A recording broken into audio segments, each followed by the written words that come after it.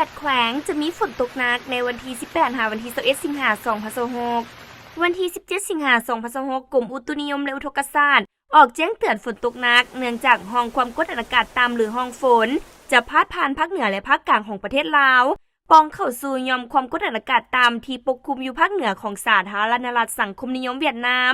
สมทบกับลมมรสุมตะวันตกเฉียงใต้พัดปกคลุมเพราะมีลมพัดแรงอยู่บางท้องถิ่นจะเฮ็ดให้มีฝนตกฟ้าห้องฟ้าเหลื่อมในระดับค่อยหาปานกลางในหลายท้องถิ่นของประเทศลาวและจะมีฝนตกหนักหาตกหนักหลายในระยะ1 3 วันต่อหน้าอยู่แขวงภาคเหนือและภาคกลางเส้นแขวงหัวพันแขวงหลวงน้ำทา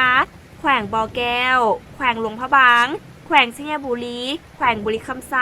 แขวงขมวนและแขวงสวรรณเขตดังนั้นจึงแจ้งเตือนถึงประชาชนบรรดาเผ่า